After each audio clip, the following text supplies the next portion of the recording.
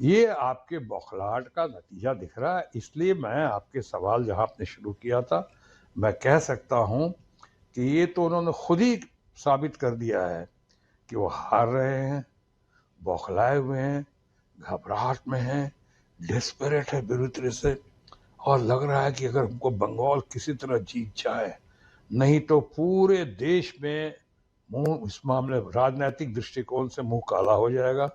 हर जगह हम एक्सपोज हो जाएंगे कि सब जगह वोट चोरी किया तब हम निकले, और यहाँ पे वोट चोरी नहीं हो पाएगी।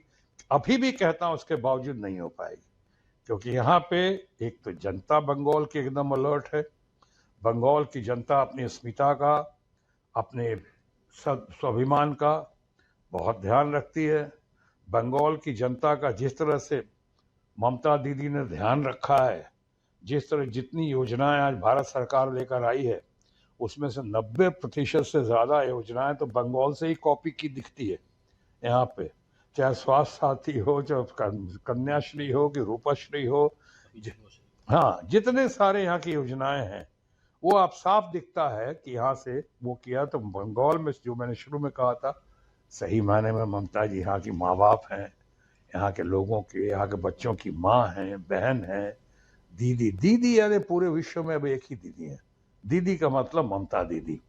और आज वो सबको सामने लेके, सबको जिस तरह से लेकर सामने आई हैं एकजुट करके, ये बंगाल की अस्मिता का सवाल है, ममता जी के नेतृत्व का सवाल है, ममता जी के स्वाभिमान का सवाल है, सबसे ज़्यादा बंगाल के स्वाभिमान का सवाल है। इसलिए आपके सवाल के जवाब में यही कहूँगा, जीत तो निश्चित है ममता जी की, लेकिन भारतीय जनता पार्टी यानी यहाँ जो विपक्ष में लोग हैं या केंद्र में जो रूलिंग पार्टी में हैं, उनकी इन हरकतों ने, इस व्यवहार ने या इस दुर्व्यवहार ने फिर से उनकी जीत सुनिश्चित कर दी है ममता जी की। और उसी जीत, निश्चित जीत को सुनिश्चित करने की प्रक्रिया में हम सब सामने हैं, ममता जी के सिपाही के तौर पे, या फिर आप कह सकते हैं सिपा सालार के तौर पे। जय बांग्ला, जय हिंद। तो ये चाहते थे कि पूरा असर पड़े, लेकिन अभी तक जो हरकतें की हैं, आपने देखा होगा कोई प्रदेश का आज तक मुख्यमंत्री, जब मैं बार बार कहा माँ बाप बन के, बच्चों के माँ बाप बन के, यहाँ का माई बन के, दीदी बन के, आपने देखा है आज तक किसी मुख्यमंत्री को सुप्रीम कोर्ट में खुद चले जाए? कोई गई है आज तक या कोई गया है आज तक इस तरह से? जिस तरह से अपने लोगों के, अपने हितों के लिए, अपने बच्चों के लिए, अपने परिवार, बंगाल परिवार के लिए जिस तरह से लड़ाई लड़ी है, उसमें आप देख रहे हैं कि आज मामला जो है इलेक्शन कमिश्नर के हाथ से बहुत हद तक गया, अब जुडिशियल मामला हो गया। अब लोगों के जुडिशियल अधिकारी जो है, आज अपील भी हो रही है जुडिशियल अधिकारियों के पास, जो पहले संभव नहीं था।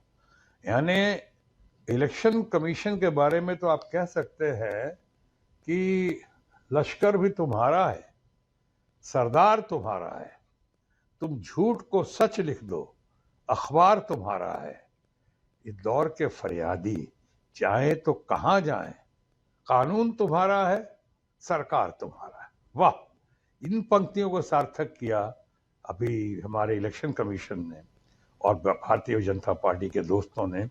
लेकिन सुप्रीम कोर्ट का आभारी हूं, और हम सब आभारी हैं, और ममता बनर्जी जी का भी बहुत ज़्यादा, कि उन्होंने इतनी पहल की, ऐसी पहल की, इतनी ज़ोरदार अपील और इतनी ज़ोरदार दलील पेश की वहाँ पे, कि आज मामला जो है जुडिशरी देख रही है, बहुत चीज़ों पर काबू हो चुका है, बहुत चीज़ों पर लगाम लग चुका है, जिसमें आपका वो कार्ड भी है, अपना जो आधार कार्ड भी है, उसको भी नहीं मानना सुप्रीम कोर्ट।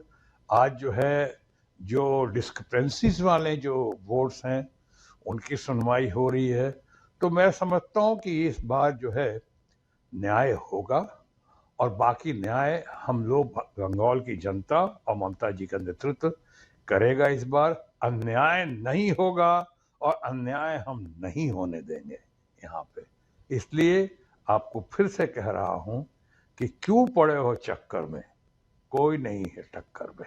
जैसे कि मैं सो रहा हूँ तो पिताजी को जगाना है मुझे, हुँ। तो वो डायरेक्ट उठाने के बजाय और हिंसा की परंपरा मेरे यहाँ नहीं थी सौभाग्य से। तो वो क्या देखिए करते थे कि उस कमरे में आ जाएंगे या बाहर से गुजरेंगे और चौपाई बोलेंगे, प्रात काल उठ के रघुनाथा मात पिता गुरु नावई माता। कभी कभी मैं गुस्से में उठ करके अरे पापा, जब चरण स्पर्श किया और सो गया, मैंने कहा अब मत उठाना।